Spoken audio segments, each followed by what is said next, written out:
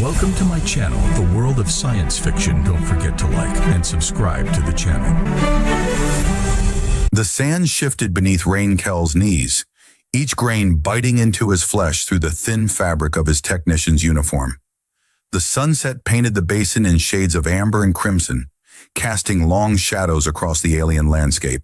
He tasted copper and salt, blood from his split lip mixing with sweat. The chains binding his wrists clinked softly as he adjusted his position, a small act of defiance against the growing numbness in his legs. Above him stood three figures, their copper-toned skin catching the dying light, making them appear as though cast in bronze. Intricate blue markings adorned their faces, pulsing slightly with each word they spoke. Their language was nothing like the mechanical patterns Rain had learned during his basic xenolinguistics training. This was fluid, musical, with cadences that rose and fell like water over stones. He couldn't understand a word, but the rhythm was unmistakable. The pause between phrases, the finality of the last syllable, a verdict. The gathered crowd murmured, a ripple of sound that spread outward from the three judges. Rain scanned their alien faces, searching for any hint of mercy or understanding. He found none. Then the crowd parted. She moved through the opening with the grace of a predator, confident, unhurried, deliberate. Her blue skin was several shades deeper than the markings on the judges' faces, nearly indigo in the fading light. Light armor hugged her athletic frame, each piece bearing the marks of battle survived, not polished away as decorations, but preserved as testaments. A tail coiled in intricate metal rings swayed behind her with hypnotic precision, counterbalancing each step. But it was her eyes that held Rain's attention.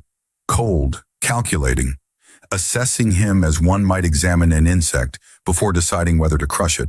Even in his captivity, Rain recognized her from the whispered stories that circulated among the human outposts. A keeper of the right, a legend among her people, a figure whose very presence made hardened soldiers lower their voices. The silence stretched as she approached, broken only by the soft chiming of the metal rings adorning her tail.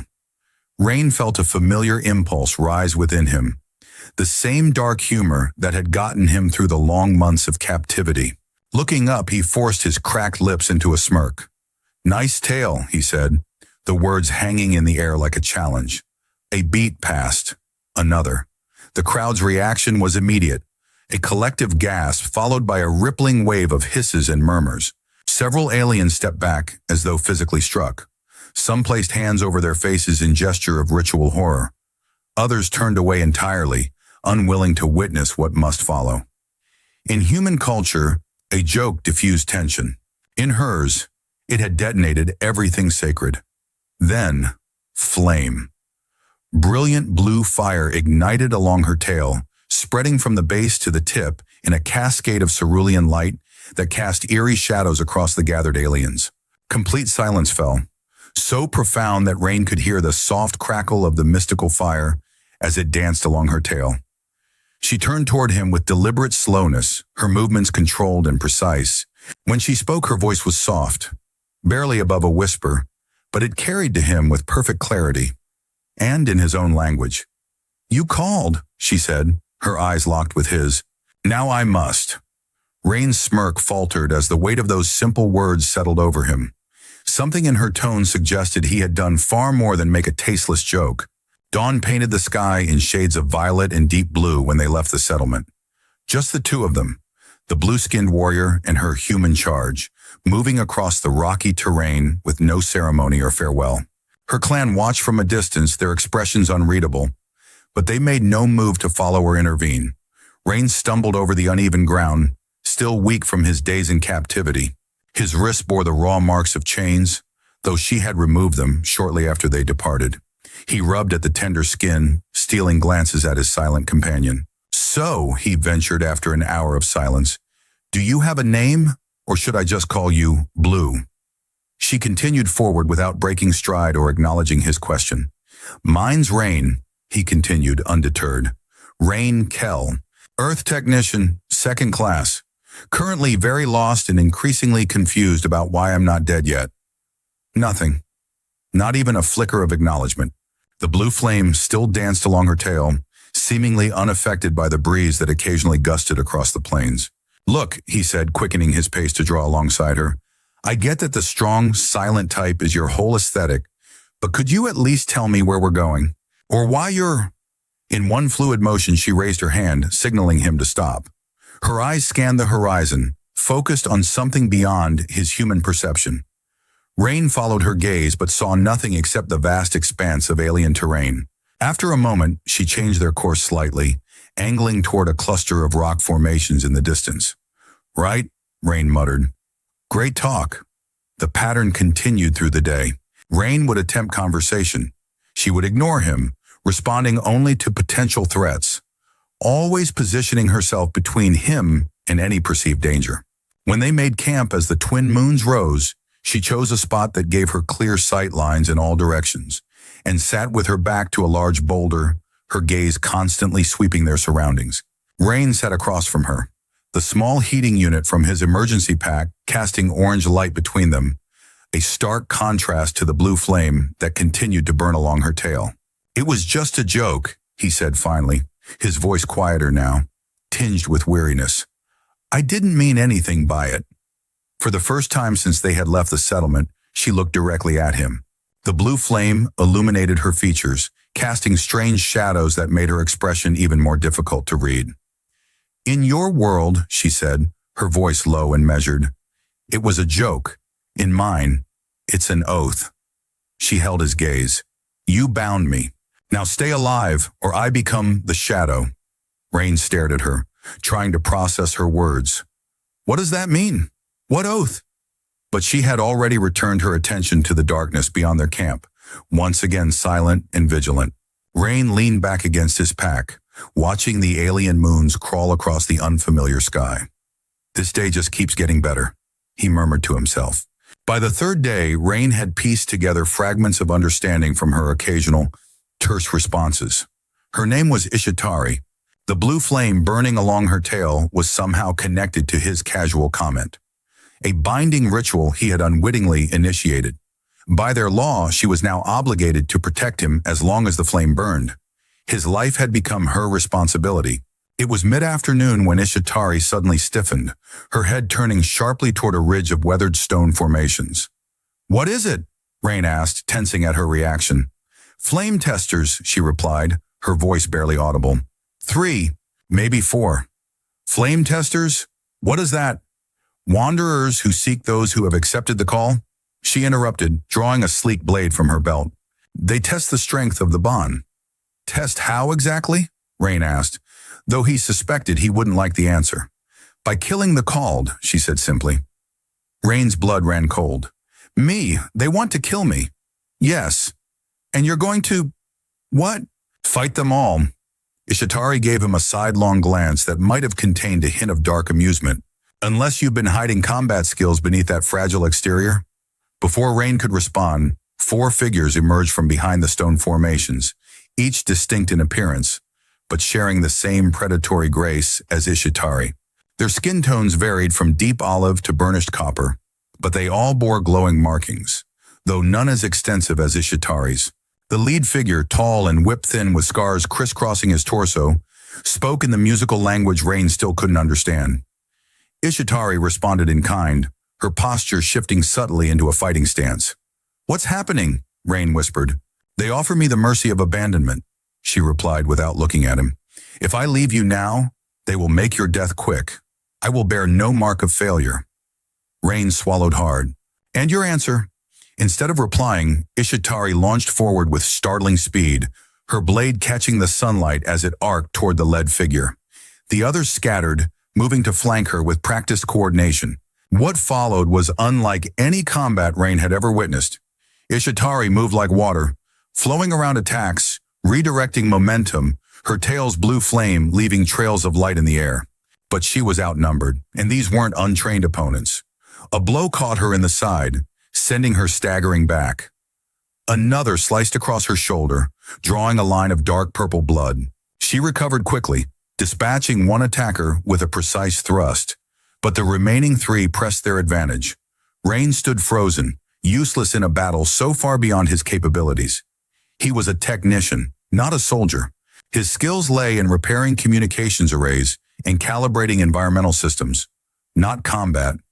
Yet when one of the attackers broke away, circling toward him with obvious intent, Rain's body moved before his mind could catch up. He grabbed a jagged rock from the ground and hurled it with all his strength. It caught the attacker in the face, disrupting their charge just enough for Ishitari to intercept. The battle continued, a deadly dance of blades and precision. Rain did what little he could, creating distractions, throwing rocks, once even tripping an attacker with an outstretched leg. Each small intervention bought Ishitari precious seconds. Then came the moment that changed everything. Two attackers came from opposite directions. Ishitari turned to face the more immediate threat, committing fully to a lethal strike. In that split second, the second attacker lunged toward Rain with frightening speed. Rain saw the blade coming but had nowhere to go. No counter to offer. Time seemed to slow as he realized this was how it would end. On an alien world, with a joke that had cost him everything. The blade sliced across his chest, not deep enough to kill, but drawing a bright line of red that bloomed across his tattered uniform. He stumbled backward, clutching the wound. Ishitari turned at the sound of his cry, her eyes widening as she saw his blood. For the first time since their journey began, her composure shattered completely. A sound escaped her, half roar, half keening, as she abandoned all technique in favor of raw, furious power. Within moments, the remaining attackers lay motionless. Ishitari knelt beside Rain, her hands trembling slightly as she examined his wound. "You bleed for me," she whispered, her voice tight. "But my flame was for duty." Her eyes met his, filled with something like shame. "I failed." Then came the moment that changed everything. Ishitari had just dispatched another attacker when the leader, bleeding from multiple wounds but still dangerous, lunged at her exposed back. Rain saw it happening, saw the blade aimed at the spot between her shoulder blades. Without thought, without heroism, with nothing but human instinct, Rain threw himself forward. The blade meant for Ishitari sliced across his arm instead, cutting deep. Pain exploded through his consciousness as he stumbled and fell, clutching the wound. Ishitari turned at his cry of pain, her eyes widening momentarily before narrowing with cold fury. What happened next was too fast for Rain's pain-clouded vision to follow. A blur of movement, a spray of dark liquid, and then silence. When his vision cleared, Ishitari stood over the fallen leader, her blade dripping. She turned to Rain, and for the first time since they'd met, her expression had changed. The cold mask had slipped, revealing something unreadable but unmistakably different in her gaze. She had been raised to protect those who proved worthy through battle or ritual. But no lesson had prepared her for someone who bled for her without knowing why. Someone who had no concept of the sacred bonds he had invoked, yet honored them more deeply than many of her own kind. She knelt beside him, examining his wound with careful fingers. "Why did you cover me?" she asked, her voice holding a new note. Confusion, perhaps. Rain winced as she probed the cut. "Because you're not a shield," he managed through gritted teeth. "You're a person. Well, almost." A strange sound escaped her, something that might, on a human, have been the ghost of a laugh. "Almost," she agreed, tearing a strip of fabric from her own garment to bind his wound. "Rest. We move when the sun set." They found refuge in a rocky gorge as night fell, the steep walls providing shelter from both the elements and searching eyes. Rain's arm throbbed with each heartbeat, the makeshift bandage now stained dark with his blood. Ishitari helped him to a seated position against the gorge wall, then busied herself gathering materials for a small fire, one that wouldn't send smoke signals to any pursuers. As she worked, Rain noticed her own wounds for the first time. The way she favored her left side, the stiffness in her movements. "You're hurt," he observed. "It will heal," she replied dismissively. "Let me help," he insisted, struggling to sit up straighter. "I might not be a warrior, but I know basic field medicine. It was part of our training." She regarded him for a long moment, then gave a slight nod. After the fire, once the small flame was crackling between them, a normal orange fire that seemed mundane compared to the ethereal blue still burning along her tail, she allowed him to examine her injuries. The cut along her shoulder was deep but clean. The bruising along her ribs concerned him more. "This might be broken," he said, his fingers gently probing the area. "Cracked," she corrected. "Not broken." Rain tore strips from the bottom of his uniform, creating bandages for her shoulder. As he worked, his gaze was drawn to something behind her, a weathered stone pillar, half hidden in the shadows of the gorge. Strange symbols were carved into its surface, similar to the markings on Ishitari's skin. "What's that?" he asked, nodding toward the pillar. Ishitari followed his gaze. "An old ritual marker. This place, it was sacred once." "Sacred to who?" "To those who walk the flame path." She touched her tail, where the blue fire continued to burn steadily. "Those who accept the call." Rain finished bandaging her shoulder, then sat back. "Tell me about this call. What exactly did I do when I commented on your tale?" Ishitari was silent for so long that Rain thought she might have retreated back into her stoic silence. But then she spoke, her voice taking on a quality he hadn't heard before. Something almost like a storyteller's cadence. "The flame is life," she began. "It burns in all my people, passed through generations. Those who become keepers of the right carry it visibly, a reminder of the burden we bear." She gestured to her tail. "When one who is not of our blood acknowledges the flame's beauty, it is considered a call, a recognition that transcends worlds." "And you have to answer this call?" Rain asked. "Yes. By our oldest laws, I must protect the caller until either the flame dies or—" She hesitated. "Or what?" "Or until the binding is complete." She looked directly at him. "If the tale's flame does not die by the fifth sunset after the call, the bond is sealed. My life becomes tied to your lineage, to protect not just you, but your descendants." Rain stared at her. That's insane. Just because I said something about your tale?" "Words have power," she said simply. "More than your people understand." "And what happens if I die before this fifth sunset?" Her expression darkened. "Then I am marked, exiled. The failure of the bond becomes a stain that never fades." Rain ran a hand through his dirt-encrusted hair, trying to process the implications. "So it's a trap? I die and you're stained forever?"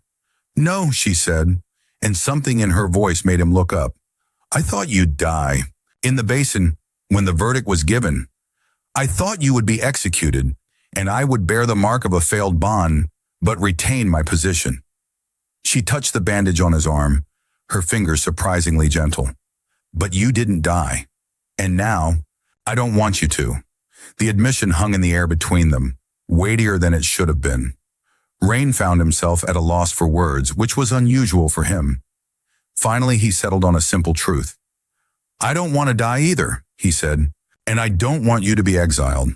So I guess we keep each other alive until we figure this out."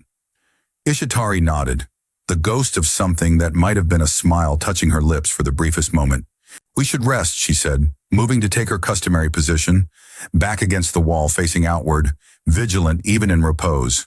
But this time she settled just a little closer to him than before.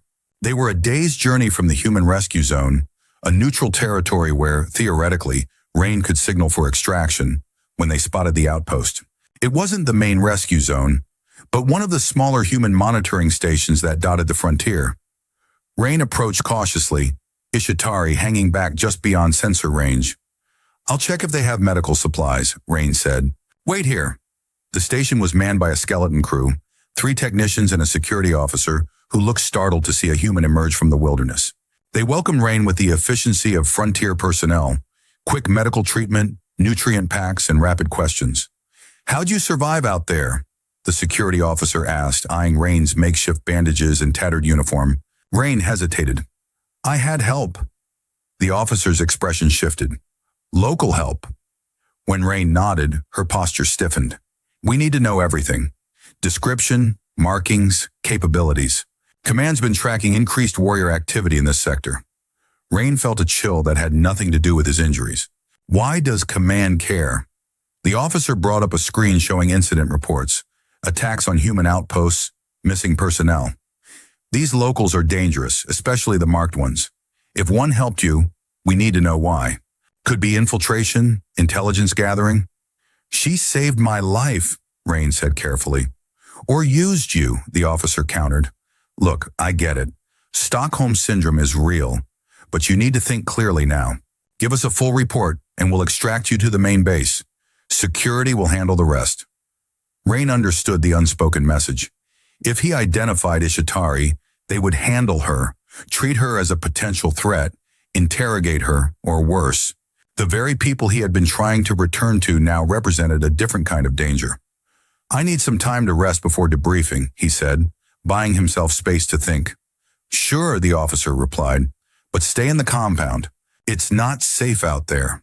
When night fell, Rain slipped out with medical supplies and ration packs. He found Ishitari where he had left her, alert and watchful. Your people welcomed you back, she observed. Not exactly, Rain replied, applying fresh bandages to her wounded shoulder. They want information about you, about your people. To understand, to defend, maybe attack. He met her eyes. They think you're dangerous. Something like amusement flickered across her face. They are correct. You know what I mean? Rain finished with the bandage. If I go with them, they'll want me to lead them to you or to your clan. Ishitari was silent for a long moment. What will you do? Rain looked back at the human outpost, at the lights that represented safety, familiar food, his own kind. Then he looked at Ishitari, alien, dangerous, bound to him by a ritual he still didn't fully understand. I'm not going back, he said finally. Not if it means betraying you. Ishitari studied him with those penetrating eyes. Why? Because you're not just a tale, he said simply. You're you. They left before dawn, heading away from the human outpost, away from the rescue zone.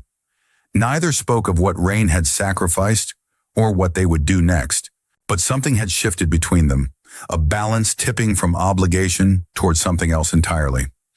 The next morning, Ishitari suddenly froze mid-stride. What is it? Rain asked, instantly alert. My kin, she replied, her voice tight. Many. Coming fast. Rain scanned the horizon but saw nothing. How can you tell? The ground speaks. She pressed her palm to the earth. They ride battle mounts. Can we outrun them? Ishitari shook her head. No, but we can choose the ground. She pointed to a ridge of black stone jutting from the plain. There. High ground. They moved quickly. Rain's stamina improved after days of hard travel. By the time they reached the ridge, a dust cloud was visible in the distance, growing larger by the minute. How many? Rain asked as they climbed. 20, perhaps more, she replied. A full hunting party. Why would they send so many just for us? Ishitari reached the top of the ridge and turned to help him up the final stretch. Not for us, she corrected. For me. A keeper who might break the ancient ways threatens more than just tradition. They had barely caught their breath when the hunting party arrived, surrounding the base of the ridge. Mounted on creatures that resembled Earth's giant lizards but moved with the grace of big cats, the warriors created an impassable perimeter. From their midst, one figure dismounted and approached the base of the ridge. Even from a distance, Rain could see the elaborate scarring that covered the warrior's body. Ritual markings far more extensive than even Ishitari's. He carried a spear whose tip appeared charred, as though it had been repeatedly thrust into fire. Who is that? Rain whispered. Vorketh, Ishitari replied, and Rain detected a note of respect, perhaps even reverence in her voice. My mentor, the one who named me Keeper. The scarred warrior called up to them in the musical language of Ishitari's people. She responded, her posture straight and proud, despite the tension Rain could feel radiating from her. What does he want? Rain asked when there was a pause in the exchange. He offers me a choice, she said, her eyes never leaving her mentor. Cut the flame, end the bond, or die with you. Rain looked at the blue fire still burning along her tail, unchanged since that moment in the basin. Can you? Cut the flame? Yes. And if you do? The bond is broken. You become prey again. I return to my place. Rain nodded slowly, understanding dawning. Do it, he said quietly. Save yourself. Ishitari turned to him then, her eyes fierce. Be quiet, human. You don't know what it means. To choose for the first time. Before Rain could respond, she called down to Vorketh, her voice ringing across the plain. The old warrior's posture stiffened, and a ripple of movement passed through the gathered hunters. What did you tell him? Rain asked. That I will answer his challenge, she replied, drawing her blade. In the old way. Vorketh raised his charred spear, pointing it directly at them. He accepts, Ishitari translated. We go down. Now. Are you sure about this? Rain asked as they began their descent. There are a lot of them. I am sure only that there is no other path, she replied. Stay behind me. Speak to no one. When they reached the bottom, the hunters formed a circle around them, their mounts creating a living wall. Vorketh stood in the center, his scarred face impassive as Ishitari approached him. Words were exchanged, formal, ritualistic phrases that Rain couldn't understand but recognized as part of some ancient protocol. Then, with ceremonial slowness, Vorketh presented Ishitari with a double-edged blade, its surface etched with symbols similar to those on the pillar in the gorge. Ishitari took the blade and knelt, head bowed. The gathered hunters began a low, rhythmic chant that seemed to vibrate through the earth itself. Rain watched, heart pounding, as Ishitari raised the blade, and in one swift motion, severed her own tail just above where the blue flame burned brightest. A scream tore from her throat, raw, primal, filled with pain beyond the physical. The severed tail fell to the ground, still wrapped in blue flame that flared brilliantly before suddenly extinguishing. Blood like a shadow spilled onto the sand. Blue sparks scattered into the sunset, as though the evening itself mourned her choice. Complete silence fell over the gathering. Even the mount stood unnaturally still, as though the world itself held its breath. Among her people, not a sound. A young warrior lowered his spear, its tip touching the ground in a gesture never meant for outsiders. Another raised his hand toward her, then hesitated, caught between ancient law and something more primal than tradition. The gathered hunters exchanged glances, uncertain. Some turned to Vorketh, who stared at the ashes of the tail where blue embers still pulsed faintly. The old warrior's scarred face revealed nothing, but when he finally looked up, his eyes held something that might have been understanding, perhaps even respect. Ishitari swayed, then collapsed to her knees, dark blood pooling beneath her. Vorketh made no move to help her. None of the hunters did. They watched expressionless, as though witnessing the fall of something once revered. Rain didn't hesitate.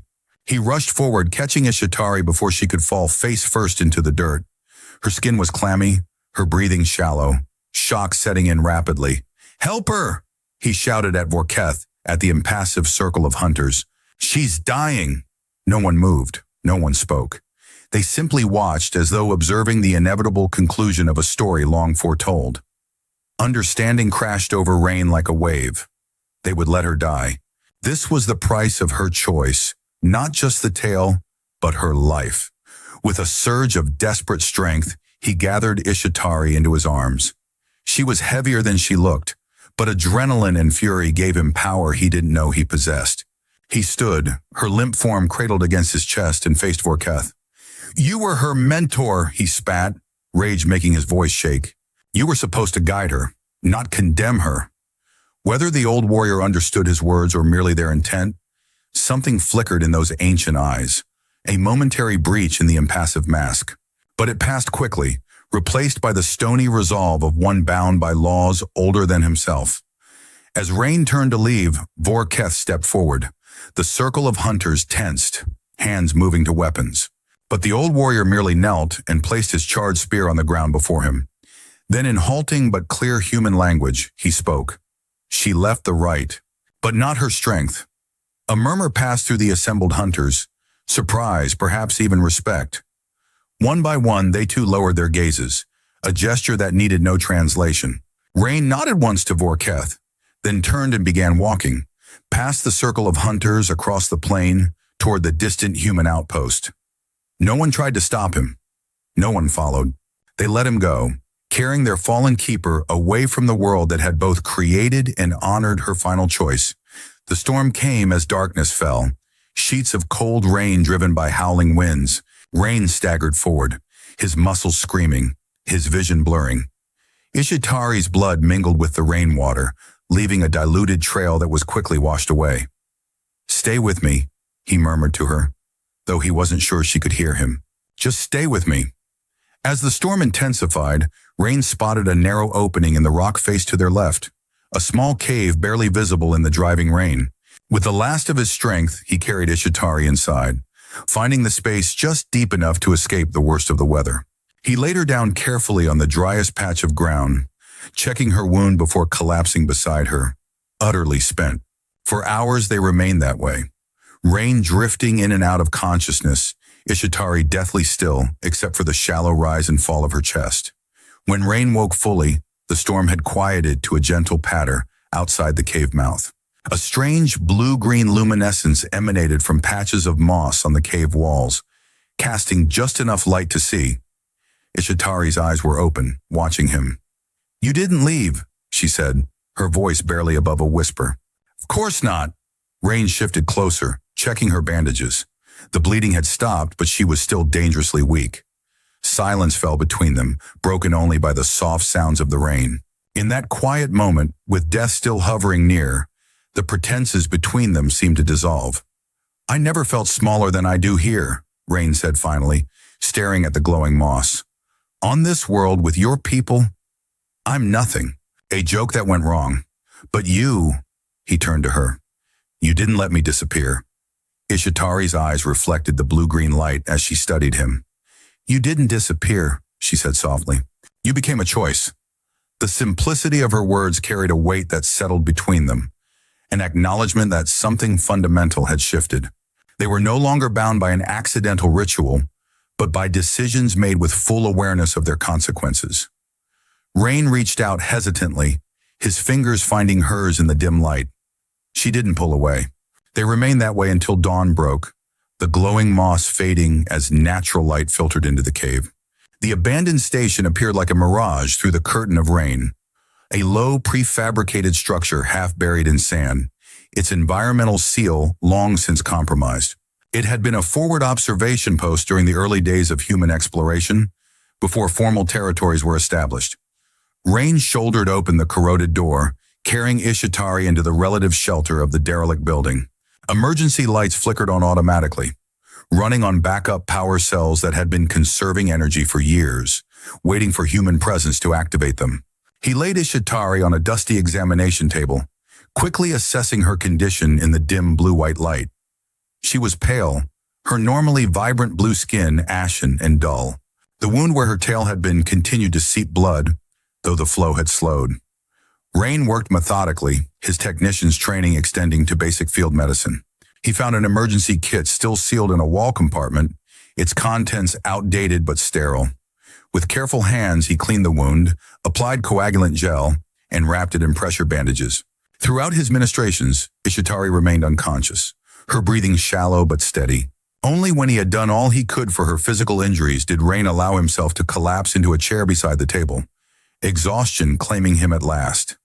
He woke to the sensation of being watched. Opening his eyes, he found Ishitari awake, her gaze fixed on him with an intensity that made him straighten immediately. "How long?" she asked, her voice hoarse. "About 6 hours," he replied, checking her bandages. "How do you feel?" "Empty," she said simply. Rain nodded, understanding more than he could express. He reached for a water container he had found and sanitized earlier, helping her take small sips. "They will not come for us," she said after a moment. "I am now outside their law." "Is that good or bad?" A ghost of a smile touched her lips. "Both. Neither."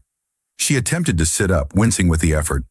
"I am free of obligation, but also free of protection." Rain helped her into a sitting position, supporting her with a steady hand. "Well, I'm still obligated to get us both to the human outpost. Once there, we can figure out the rest." Ishitari looked around the abandoned station, her gaze settling on something near the door. Rain followed her line of sight and saw what he had created while she slept. A symbol formed from the ashes of her severed tail, which he had carefully gathered before they left the confrontation site. The ashes were shaped into a design that incorporated elements of both Earth's planetary symbol and the ritual markings of her clan. "You made this," she said. It wasn't a question. "Yes." He moved to stand beside the table. I don't know what I thought, that something should remain. A marker." She studied him with new eyes that seemed to see beyond his surface for the first time. "You saved me," she said slowly, "after you bound me. And let me go." Rain shook his head, smiling slightly. "You're not a tale," he said simply. "You're you." Her eyes softened in a way he had never seen before. "And you are the one for whom I first cut myself free," she replied, touching the place where her tail had been. "Before you, the flame chose. Now I choose the flame." Days passed as Ishitari regained her strength. Rain scavenged what he could from the abandoned station, making simple tools and searching for anything that might help them survive. It was on the 5th day that Ishitari attempted to stand unassisted for the first time. Rain watched anxiously as she pushed herself up from the table where she had spent most of her recovery. For a moment, she stood tall and proud, as graceful as the first time he had seen her in the sand basin. Then suddenly she faltered, her body tipping sideways as though pushed by an invisible force. Rain lunged forward, catching her before she could fall. "The balance is wrong," she said, frustration evident in her voice. Her hands gripped his arms tightly. "My whole life, the tale, it was counterweight, direction." She tried again to stand independently, but the same imbalance caused her to stagger. "It will take time," Rain said gently. "Your body needs to relearn." "Time," she repeated, the word bitter on her tongue. As he helped her back to the table, something in her composure finally broke. The controlled warrior who had faced death without flinching now looked lost, her eyes searching the empty air behind her, where her tail should have been. "I am no longer part of them," she said, her voice uncharacteristically vulnerable, "and no longer bound to you." "Then who am I?" Rain knelt before her, meeting her gaze directly. "You're the first who chose not ritual, but a person," he said firmly. "That's who you are now, the one who chose." Her eyes held his for a long moment. Then with deliberate slowness, she placed her hand over his heart, a gesture he had never seen her make before. "Then I will learn to balance again," she said, as someone new. A week later, Rain slipped away during the night while Ishitari slept. Her recovery was progressing well. She could now stand and walk short distances, her body gradually adapting to its new center of gravity. But he had unfinished business. The human outpost was a half-night's journey away. He moved carefully, avoiding the security perimeters until he found what he was looking for: the maintenance access that all frontier stations were required to have. The code hadn't changed from standard protocol. After all, who would break into an outpost on the edge of hostile territory? Inside, the station was quiet, the night shift minimal. Rain moved like a shadow through the corridors he once would have walked openly, finally reaching the central data terminal in the command center. His technician's credentials still worked, another oversight in frontier security, giving him access to the station's logs and databases. He searched quickly, finding what he feared: a full report on the alien female with blue skin and ritual markings who had been spotted near the station perimeter. Further classification listed her as potentially hostile, tracker of human movement, to be detained if encountered. Rain's fingers moved over the console, systematically erasing the data, modifying sensor records, removing the identification markers. When he finished, he added a new entry to the log: subject unknown, assistance mutual, classification not a threat. He was nearly back to the maintenance exit when a door slid open, revealing the security officer he had spoken with during his brief stay. "I thought it might be you," she said, her hand resting on her sidearm but not drawing it. "Came back for something." Rain tensed, calculating his chances of reaching the exit before she could raise an alarm. "Relax," she said, seeing his reaction. "I'm not going to stop you." She nodded toward the terminal room. "Whatever you did in there, Command won't like it. Will you report it?" She studied him for a long moment. "You know what? Some things out here don't make sense by base standards. Sometimes you have to see with your own eyes." She stepped aside, clearing his path to the exit. "I didn't see anything tonight." Rain nodded his thanks and slipped past her. "She must be something special," the officer called after him, "to make a company man go native." Rain paused at the door. "She chose," he said simply, then disappeared into the night. By dawn, he was back at the abandoned station, where Ishitari waited, standing on her own, her balance still precarious but improving with each passing hour. "You went back," she said, not a question. "I erased their knowledge of you," he replied. "We're both ghosts now." A month later, when the human rescue team finally reached the abandoned station, they found it empty. The only sign that anyone had been there was a strange symbol burned into the floor. Ashes sealed somehow into the composite material, forming a permanent mark. The incident was logged, investigated, and eventually filed away as one of many unexplained occurrences on the frontier. In the cycles that followed, a traveler from Ishtari's world found himself lost in the border territories during a great dust storm. Seeking shelter among the twisted rock formations of an ancient holy site, he discovered a marker carved into stone, not in the traditional way of his people, but burned with a flame that had left the rock permanently changed. The traveler traced the unfamiliar patterns with weathered fingers, recognizing elements of the sacred flame rite intertwined with symbols he had never seen. Below the mark, words were inscribed in both languages. The one who wasn't afraid of the tail became the one the flame wasn't afraid of. The traveler copied the mark and brought it back to his clan. Soon the symbol began appearing in the most unexpected places: frontier outposts, trading settlements, even in the ancient temples of the Flame Keepers. But in the years that followed, travelers, both human and alien, reported finding similar symbols in remote locations across the border territories. Each mark was slightly different, yet recognizably derived from the original. And with the symbols came stories, whispered accounts of an alien woman with a missing tail who traveled with a human technician. Some claimed they were healers, others that they were warriors who appeared when needed most. But all the stories shared one detail. They moved together as equals, bound not by ritual or obligation, but by choice. The most persistent tale told of a new symbol that appeared at the site of the original mark, carved by unknown hands. A word lit the fire, but choice burned brighter. Eventually, anthropologists noted a change in the practices of certain alien clans. A new rite had emerged, unwritten, unnamed, but observed with growing frequency. Those who found the mark would know its meaning. Someone once joked, and became the one worth breaking oaths for. On a small settlement planet at the edge of the border territories, a young child watched the twin moons rise from the porch of a prefabricated habitat. His mother had warned him not to wander after dark. The wilderness beyond the settlement's lights held dangers that colony defenses couldn't always repel. But movement on the ridge caught his attention. Two figures walking side by side against the moonlight. One appeared human, tall and straight-backed. The other moved with an alien grace, and from where the child stood, he could see a soft blue glow trailing behind them. Not quite a tail, but a flame that seemed to float freely, following the pair like a faithful companion. "Mom," he called excitedly, "I see them. The ones from the story."